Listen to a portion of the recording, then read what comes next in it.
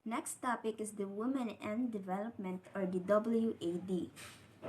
Here, as a result of criticisms of the WID approach, or the Women in Development approach, the Women and Development approach arose in the latter part of the 1970s, adopting a Marxist feminist approach. The main argument of WAD, or WAD was that women had always been part of the development processes. WAD asserts that women have always been important economic actors. The work they do both inside and outside the household is critical to the maintenance of society. However, this integration has only served to sustain global inequalities.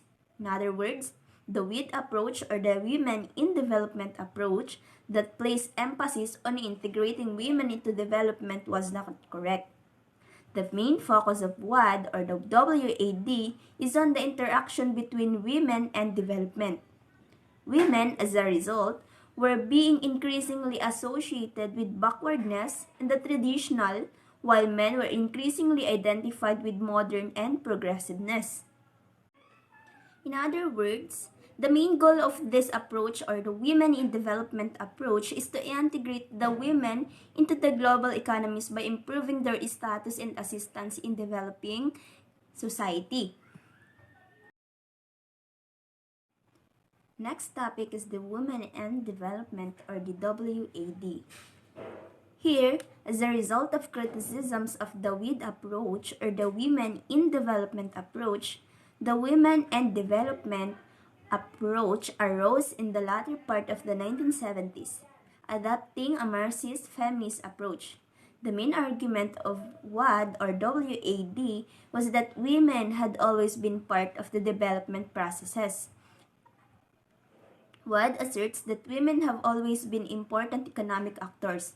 The work they do both inside and outside the household is critical to the maintenance of society. However, this integration has only served to sustain global inequalities. In other words, the WID approach, or the Women in Development approach that placed emphasis on integrating women into development was not correct. The main focus of WAD, or the WAD is on the interaction between women and development. Women, as a result, were being increasingly associated with backwardness in the traditional, while men were increasingly identified with modern and progressiveness. Sa madaling salita, dito sa approach na ito, ang Women and Development ay nakapokus sa interaksyon ng mga kababaihan sa pagde-develop sa society. Kinokontra nito yung sinabi or pahayag sa Women in Development na mga babae daw ay hindi nagiging parte ng development or development processes or any activities outside their home or in the society. Sinabi dito na ang WID approach that placed emphasis on integrating women into development was not correct dahil hindi daw nito natumpo yung main cause or root cause ng gender inequality. Another thing, women as a result were being increasingly associated with backwardness in the traditional, while men were increasingly identified with modern and progressiveness. Sinabi na mga kababaihan daw ay mananatili na lang sa traditional nilang role na taong bahay, nangangalaga sa bahay, or anything that can describe being a woman in the house. While men, or the men's, are the one who is modern and progressive enough because they are more engaged in the society rather than women's. Next topic is the equity approach. Feminist calls for gender equality were important in bringing about this approach, the main aim of which was to eliminate discrimination. It emphasized the revaluing of women's contribution and share of benefits from development. The equity approach also dealt with both the productive and reproductive roles as a responsibility of government. The equity approach, in contrast to the welfare approach, saw women as active participants organizing to bring about necessary changes. Dito sa equity approach, from the word itself, equity, walang discrimination between men and women because In this approach, men and women are equal. Nabibigyan ng importansya ang mga kababaihan, ganun din sa mga kalalakihan, or pareho silang may access sa development or nakukuha nila yung mga benefits na dapat sa kanila. Sinasabi din na dito, sa equity approach, ang mga kababaihan daw ay nakakapag-ambag ng magagandang pagbabago sa society. Kaya, ang mga responsibilidad or mga inaiambag nila doon ay binibigyan ng importansya at pinapahalagahan. Sinasabi din dito sa equity approach na this approach focuses on both the productive and reproductive role of women with an emphasis on satisfaction of basic needs and the productivity of women. A key operational strategy required access to income generation and wage employment.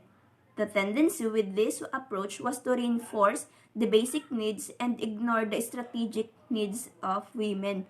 Dito sa equity approach, parehong nabibigyan ng pagkakataon ng babae at lalaki at iniiwasan yung gender inequality or eliminate discrimination.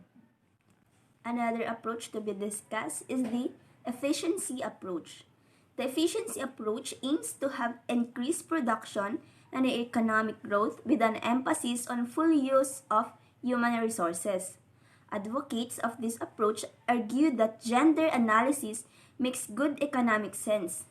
This is because understanding men's and women's roles and responsibilities as part of the planning of development activities helps improve effectiveness and ensures that women as well as men can play their part in national development. The efficiency approach succeeded in bringing the concerns about women and gender into the mainstream of development.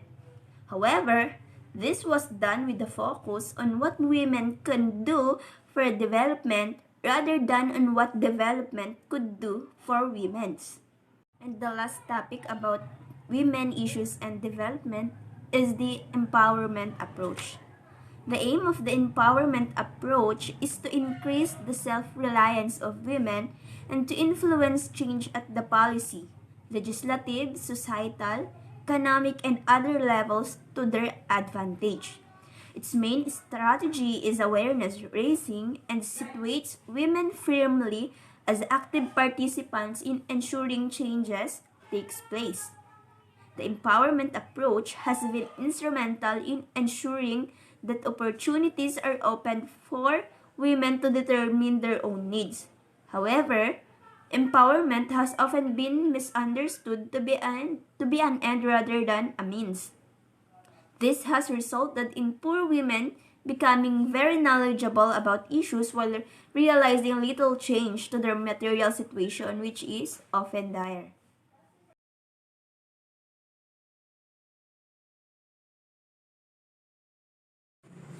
Dito sa gender agriculture, no? Agriculture is an essential industry that provides most of world food supply. No? Sila yung supply ng pagkain sa atin sa buong mundo. Hindi lamang sa tao, pati na rin sa hayop. No? Sinasabi dito na it is a purposeful work where our diverse activities are mostly performed by men. No? Sinasabi dito na halos kalalakihan daw ang mga gumagawa nito sa pangkalahatan. Sunod natin ay ang gender issue agriculture, no?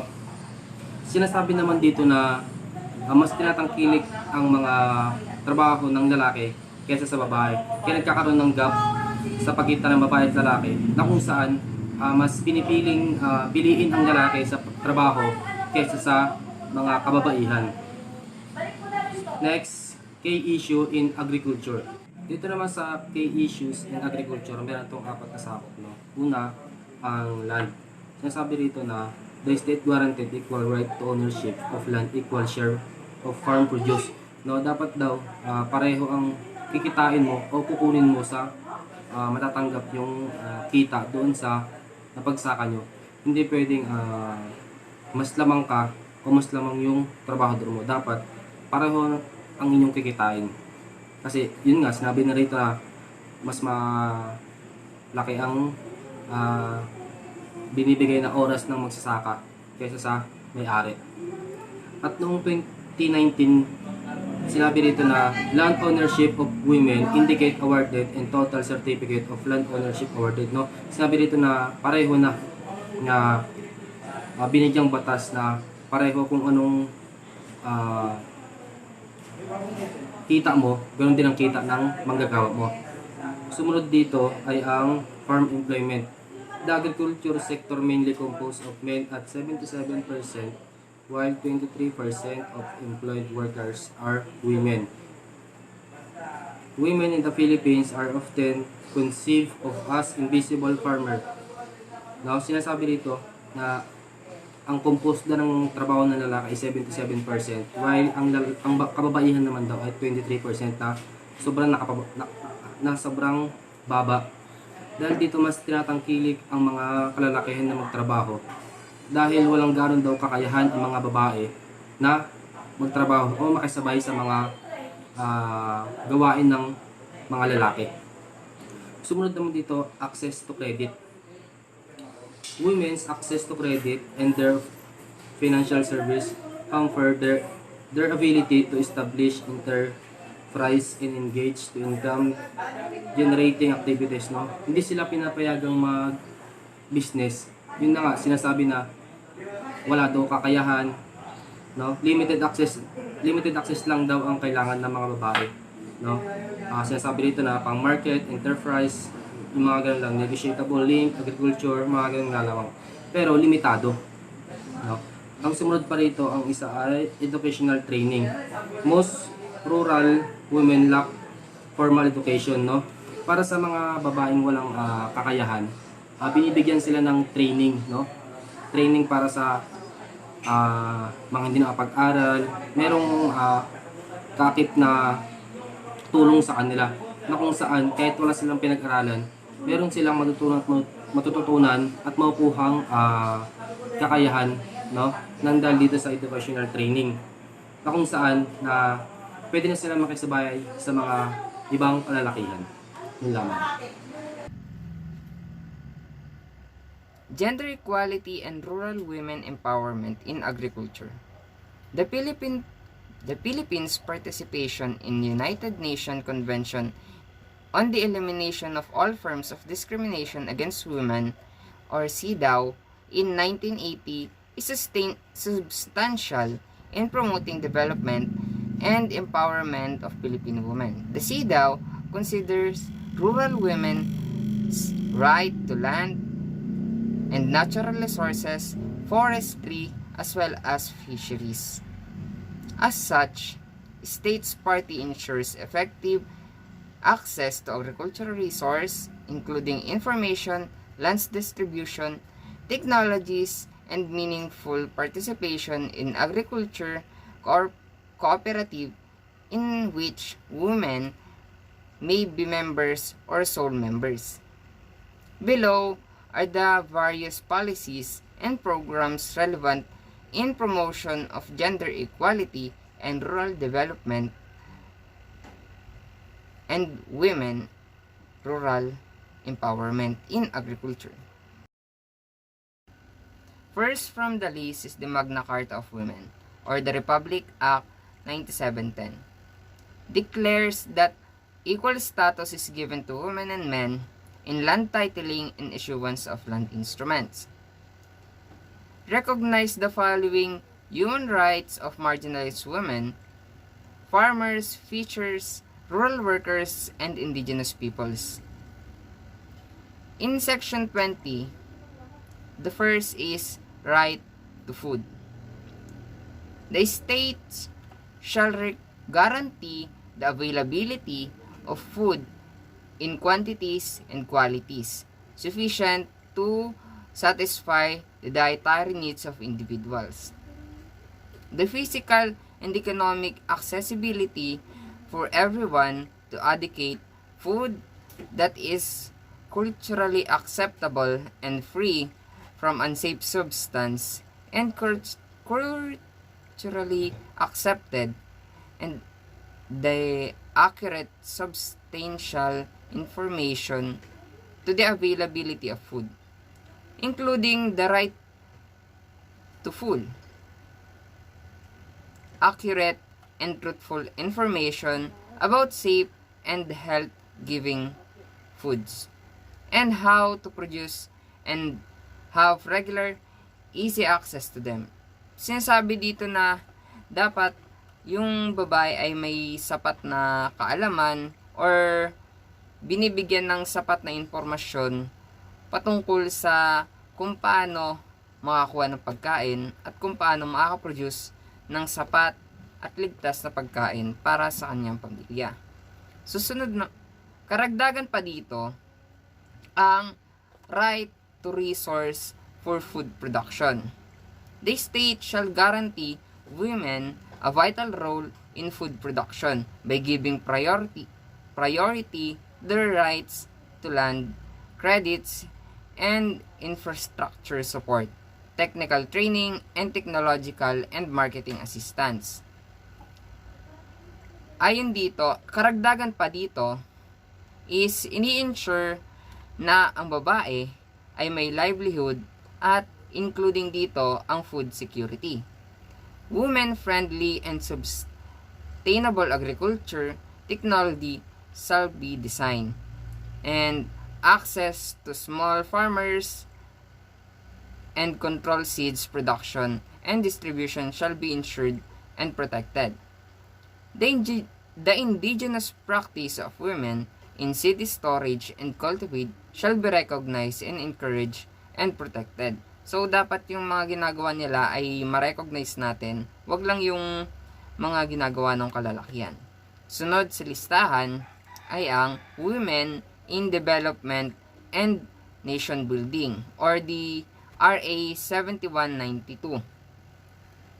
The state shall recognize the role of women in nation building and shall ensure the fundamental equality before the law of women and men. The state shall provide the women's rights and opportunities equal to that of men.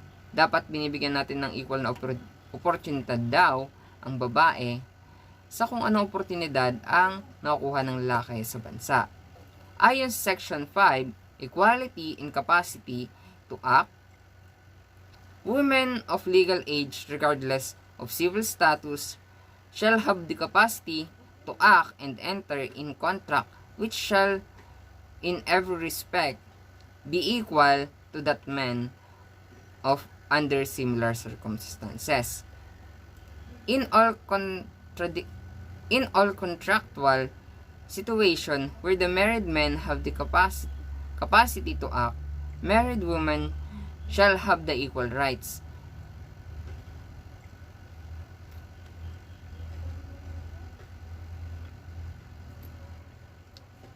Karagdagan dito, to this end, women shall have the capacity to borrow and obtain loan and execute security and credit agreement under the same condition as men. Next, women shall have equal access to all government and private sectors program guaranteeing agriculture credits, loan, and non-material resource, and shall enjoy equal treatment in agrarian reform and land resettlement programs. Dapat yung kung ano yung nakukuha ng lalaki sa agrarian reform is sinasabi dito na hindi dapat makita lang sa gender kundi dapat maging equal. Women shall have equal rights to act incorporators and enter into insurance contract. And the last, married women shall have the rights equal to those married men in applying for passports, secure visas, and other travel documents without the consent of their spouse o ng asawa. In all other similar contractual relations, women shall enjoy equal rights and shall have the capacity to act, which shall in every respect be equal to those men under the similar circumstance. Yung mga sinasabi dito is nakita naman nating na-apply na dito sa ating bansa. At hindi naman na tulad noon na kailangan pa ng consents ng lalaki para makapag-act yung babae.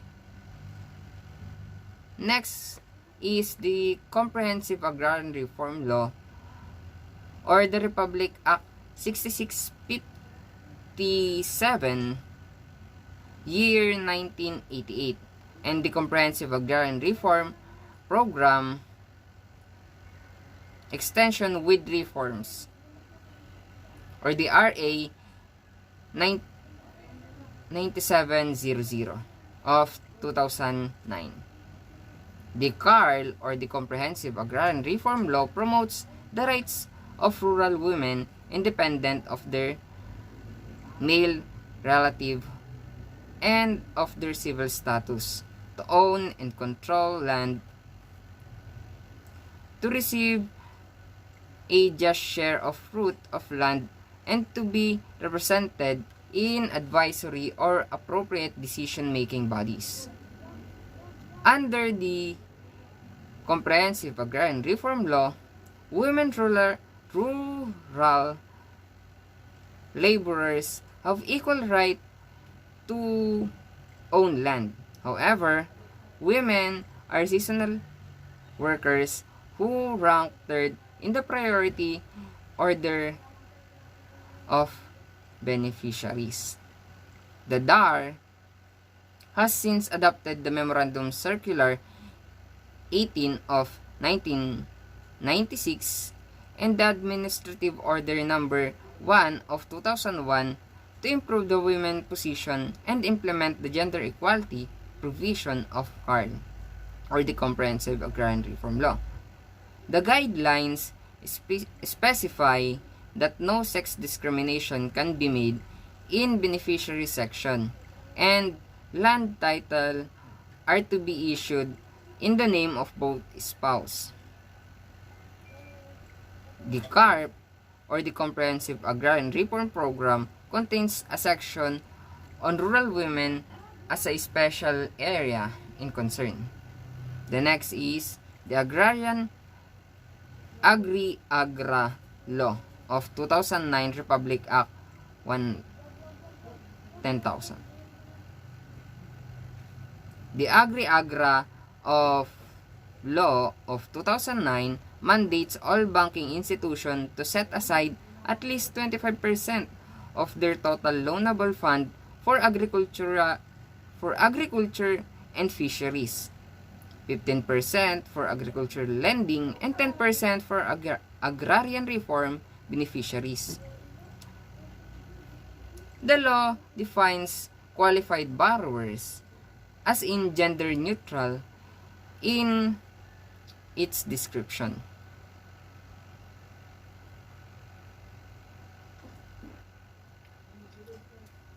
The next is the Philippine Fisheries Code of 1998, Republic Act 8550.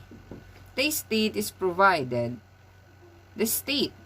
to provide support to the fishers sectors, primarily in the municipal fisher folks, including women and youth sectors, through the appropriate technology, and research adequate financial and construction of post-harvest facilities, marketing assistance, and other services through mechanisms such as the Bureau of Fisheries and Aquatic Resources, which should coordinate with the local government unit or the LGU, and other concerned agencies to be able to enable women in fishing communities to engage in other fishery economic activities in the municipality or the city Fisheries and Aquatic Resources Management Council, Integrated Fisheries and Aquatic Resources Management Council, which should include women and youth. Sinasabi dito sa Philippine Fisheries Code na dapat ay sinasali natin sa usapan ang mga babae dahil hindi lamang trabaho ng lalaki ang pangingisda, kundi sa ngayon ay may babae na rin nangingisda. Susunod naman dito ang National Action Plan on Women, Peace and Security of 2017, to 2022. Launched in 2017, the Philippine National Action Plan on Women, Peace and Security addressed the situation of women in armed conflict and recognized their contribution in conflict transportation by highlighting their role as a leader and participant in peace process in the country.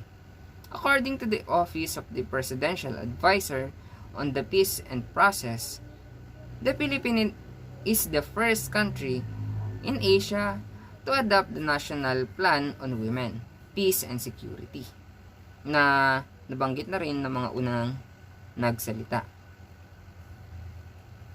Sumunod dito, ang Philippine Development Plan ng 2017 to 2022. The Philippine Development Plan of 2017 to 2022 is the country's guide in policy formulation and implementation of development program for the next 6 years. It is the result of nationwide collaboration between the government, the private sector, and the civil society. Some key efforts of plan have been extracted and are shared below.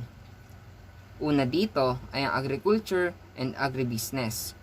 According to the Philippine Development Plan, fostering link with industry and service sector for more insufficient adding process and more effective commercialization will be expand opportunity in agriculture. For this to happen, productivity in agriculture will need to be raised. In a medium term, the agriculture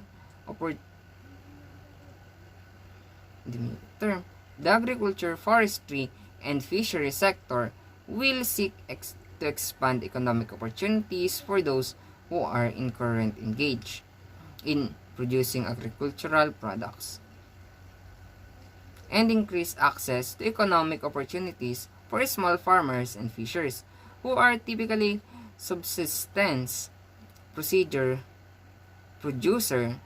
and have limited market participation. This measure will be beneficial to existing producer, marginalized farmers and fishers, including women and elderly and indigenous people. Ito pinapalawak nito yung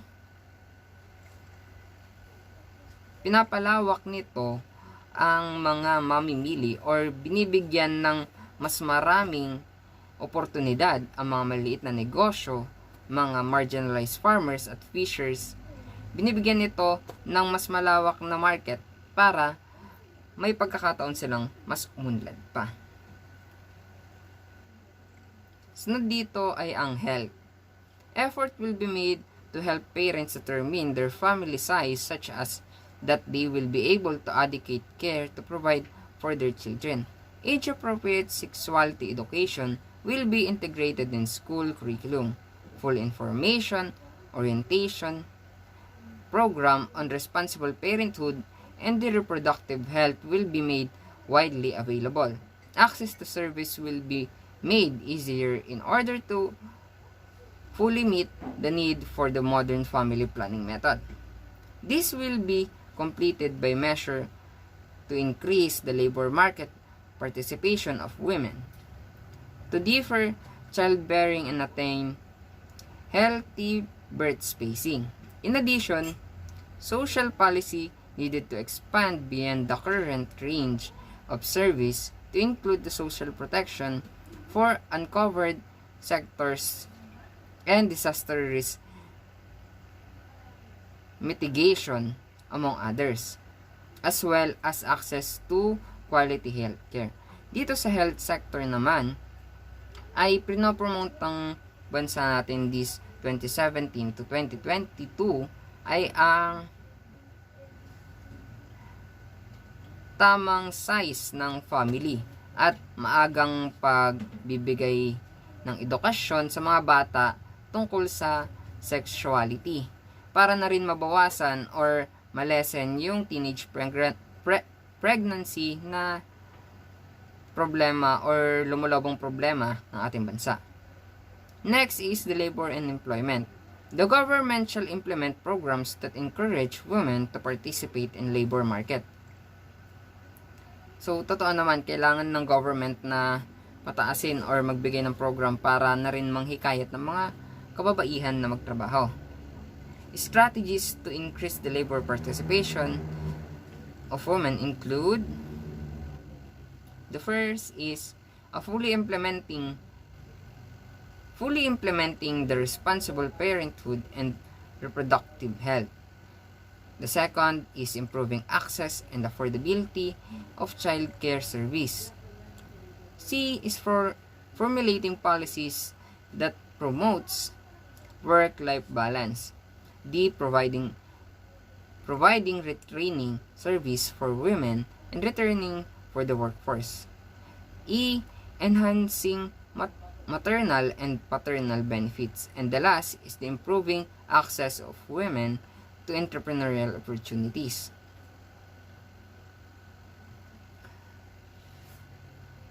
Next from the list is the Philippine Plan for Gender Responsive Development.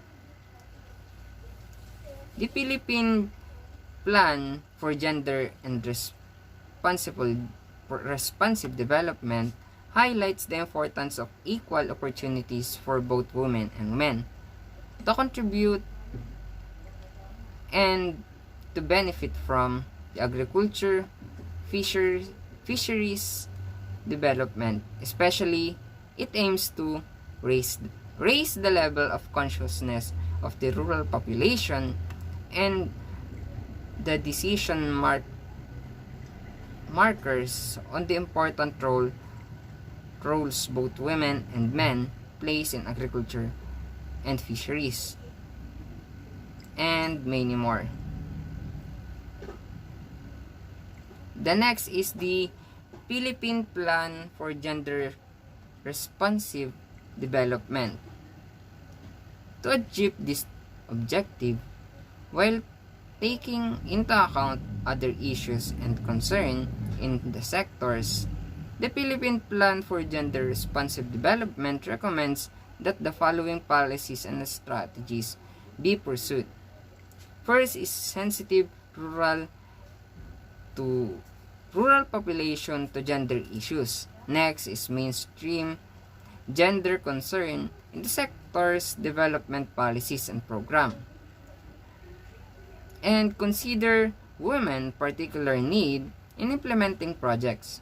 Develop rural women capabilities to expand income opportunities for women and provide infrastructural support for them. The plan also encouraged forging a stronger link between government agencies and non-government organizations or the NGOs. This will expand possibilities for cooperation and sharing of resources and ensure that gender mainstreaming, which can be difficult reorientation for many organizations and agencies, and persuade as the key strategies. In addition, the State of Filipino Women report in 2015 chronicles the key achievement of the PPGD, particularly during the administration of President Benigno Simeon Aquino III. The report highlights the following result. The Filipino rank high in the Global Gender Index. Improve gender responsive governance through initiatives such as the Pantawid Pamilyang Pilipino Program or the 4Ps and the National Action Plan of Women, Peace, and Security.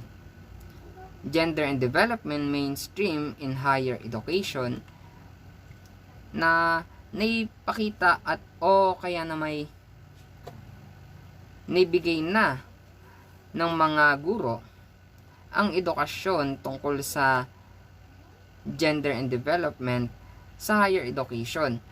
Kumbaga na-discuss o naituro na ng mga guro sa higher education ang gender and development. Next is the passage of Responsible Parenthood and Reproductive Health Law, strengthen the collaboration with the male movement and the network of male advocates such as men opposed to violence everywhere, and a network of a male anti-violence against women advocate, Men on Wheels, men's responsibility on gender and development and empowerment, and last is the reaffirmation of parental abilities. And that's all. Thank you.